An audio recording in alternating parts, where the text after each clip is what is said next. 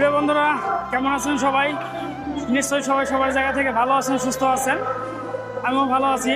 তো এই মুহূর্তে আমি দাঁড়িয়ে আছি ঠিক কমলাপুর রেলওয়ে স্টেশনে। তো আজকে আমরা যাব রাজশাহী। আপনাদেরকে রাজশাহী ঘুরে দেখাবো। রাজশাহীর কী কী ঐতিহ্য আছে সেগুলো তুলে ধরার চেষ্টা করব। এখন ঘড়ি কাটায় বাজে হচ্ছে রাত ঠিক 10টা 21। তো আমাদের ট্রেন হচ্ছে পদ্মা এক্সপ্রেস। তো পদ্মা এক্সপ্রেসে করে আজকে আমরা যাব রাজশাহীতে। ট্রেন নাম্বার হচ্ছে 759। পদ্মা এক্সপ্রেস 4 নম্বর প্ল্যাটফর্মে দিয়েছে।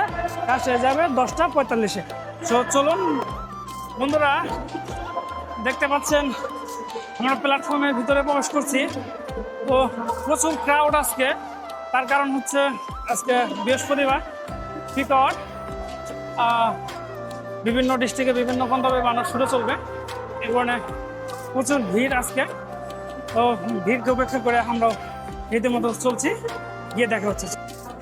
এনে বন্ধুরা, আমরা যাচ্ছি হচ্ছে, আপনাদেরকে বললাম যে রাজশাহীতে।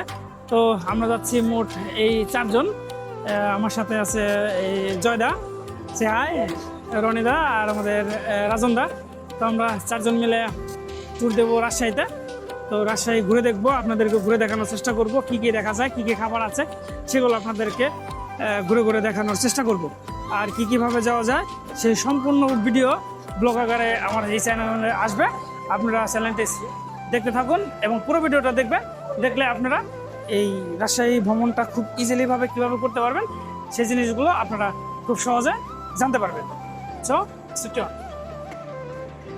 বন্ধুরা, ট্রেন চলে এসেছে পদ্মা এক্সপ্রেস। আপনারা দেখতে পাচ্ছেন হচ্ছে আমাদের টপ বগি। তো আমাদের সিট পড়েছে টপ বগিতে। ট্রেন প্ল্যাটফর্মে রীতিমতো দিয়ে দিয়েছে। আমরা এখন ট্রেনের ভিতরে উঠবো এবং সিট খুঁজে সিটে বসার চেষ্টা করবো। চলো দরকার।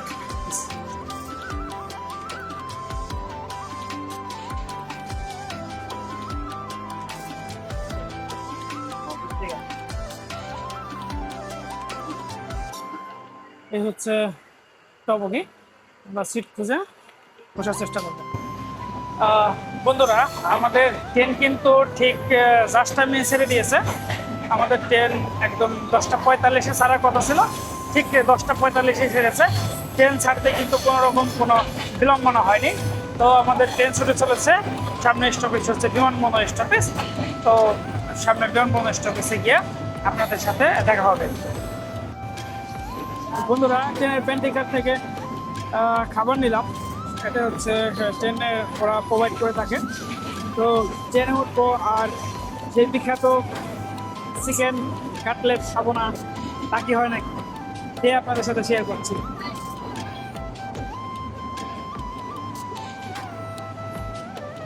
সেই একই রকম চিরচেনা স্বাদ। বাংলাদেশ রেলওয়ের চিকেন কাটলেট আগেও একই রকম ছিল, এখন।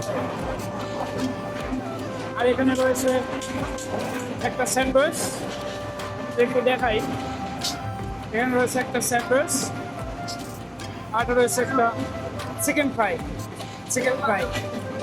সো খেয়ে নেই আপনাদের সাথে নিয়ে।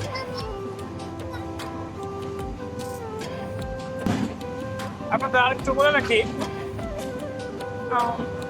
আপনারা শখের পছন্দ খেতে পারেন, কিন্তু সবচেয়ে ভালো হয় খাবার বাইরে থেকে নিয়ে আসা।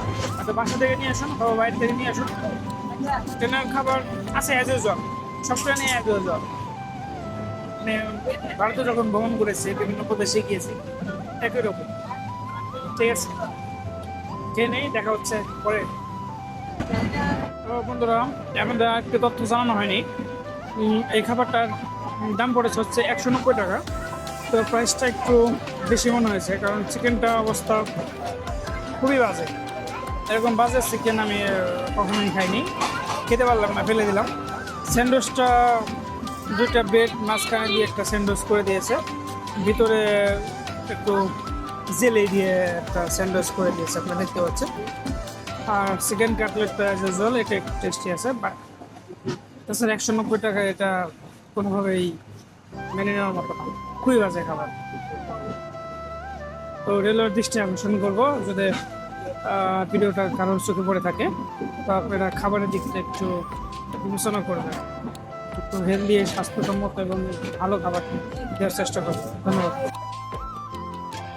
Good morning, good morning, good morning, good morning from Rajshahi. এই মুহূর্তে কথা বলছি ঠিক রাজশাহী রেলওয়ে স্টেশন থেকে। তো আমাদের গাড়ি ঠিক গন্তব্যে পৌঁছে গেল।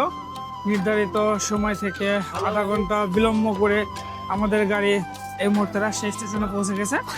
তো এখন ঘুরিতে বাজে হচ্ছে ঠিক 4:56। তো আমরা এখন এখান থেকে বেরিয়ে যাব, স্টেশন থেকে বেরিয়ে পুরো রাজশাহী শহরটাকে এক্সপ্লোর করার চেষ্টা করব এবং ঘুরে দেখব রাজশাহীর ঐতিহ্য তুলে ধরার চেষ্টা করব, আপনাদের রাজশাহীর দর্শনীয় স্থানগুলো এবং রাজশাহীর যে ট্রেডিশনাল খাবার আছে সেগুলো এক্সপ্লোর করার চেষ্টা করব। তো আমরা এখন বেরিয়ে পড়ব স্টেশন থেকে। আর স্টেশন থেকে বেরিয়ে আমরা প্রথমে যাব খিতুড়িধাম। তো যেতে যেতে কথা বলবো যে কীভাবে খিতুড়িধাম যেতে পারবেন। তো চলুন আগে বেরোনো যাক স্টেশন থেকে। যেতে যেতে আপনাদের একটি তথ্য জানিয়ে রাখি, ঢাকা গাবতলী বা কল্যাণপুর থেকে দেশ ট্রাভেলস, শ্যামলী বা হানিফ পরিবহনে সরাসরি রাজশাহীতে চলে আসতে পারবেন। ভাড়া পড়বে নন এসি 500 থেকে 600 টাকা, এসি 1000 থেকে 1200 টাকা। আর ট্রেনে করে আসতে চাইলে ঢাকা বিমানবন্দর অথবা কমলাপুর স্টেশন থেকে পদ্মা এক্সপ্রেস বা ধূমকেতু এক্সপ্রেস অথবা বনলতা এক্সপ্রেসে করে আপনারা আসতে পারবেন। ভাড়া পড়বে আনুমানিক 400 থেকে 500 টাকা। বন্ধুরা, এটা হচ্ছে আমাদের সেই ট্রেনের ইঞ্জিন। ইঞ্জিন নাম্বার হচ্ছে 6638। তো আমরা এই ট্রেনে করেই ঢাকা থেকে রাজশাহীতে পৌঁছালাম। তো এখন স্টেশন থেকে বেরিয়ে পড়বো। এই আমাদের আছে জয়দা, ছবি তুলতে জয়দাসে হাই। তো এখন আমরা স্টেশন থেকে বেরিয়ে পড়বো, চলুন যাওয়া যাক।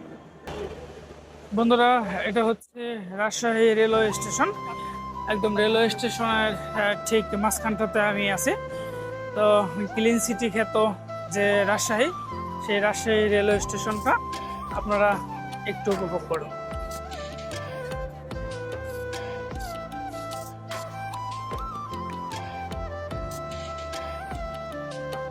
এটাকে ক্লিন সিটি বলা হয়। তার একটা নমুনা আমরা এই স্টেশনেই পেয়ে যাচ্ছি। তার কারণ আপনারা যদি একটু লক্ষ্য করেন, একদম ক্লিন, কোনো ময়লা, চিপসের প্যাকেট, টিস্যু কিছুই এখানে নেই। তো এখান থেকে একটু আভাস পাচ্ছি ক্লিন সিটির। তো দেখা যাক সামনে গিয়ে আর কি কি দেখতে পাই। চলুন বন্ধুরা, আমার পিছনে ঠিক দেখতে পাচ্ছেন, এটা হচ্ছে রাজশাহী রেলওয়ে স্টেশনের গেট। তো আমরা এখন গেট থেকে বেরোলাম। এখন একটা অটো বা বাস দামাদামি করব, দেখবো যে যাবে কিনা। যাবেন? ঠিক আছে, একটু বেরিয়ে সামনের দিকে যাই। সামনের দিকে গিয়ে দেখি অটো করে যাওয়া যায় কিনা বা কেমন টাকা চায়, এবং যাওয়া যায়। ঠিক স্টেশন থেকে বেরিয়েই আপনারা মেন রোডে আসতে পারবেন। ফার্স্টেতে হচ্ছে পুরো মেন রোড। এখানে অজস্র সিএনজি গাড়ি, বাস এগুলো পেয়ে যাবেন। তো আমরা এখান থেকে একটা দামাদামি করে নেওয়ার চেষ্টা করবো। অবশ্যই একটু বার্গেনিং করে নেবেন। বন্ধুরা, ঢাকা থেকে ট্রেনে করে কিভাবে রাজশাহী আসবেন এই পর্বটি এখানেই শেষ করছি। পরবর্তী পর্বে আপনারা দেখতে পারবেন খিতুড়িধাম। সেই সাথে আরও পর্ব একের পর এক আসবে আমার এই ইউটিউব চ্যানেলে। যদি আপনাদের পর্বগুলো ভালো লেগে থাকে তাহলে অবশ্যই লাইক, কমেন্ট করে পাশে থাকবেন এবং সাবস্ক্রাইব করে বেল বাটনটি বাজিয়ে দিবেন। ধন্যবাদ। ভালো থাকবেন, ভালো রাখবেন।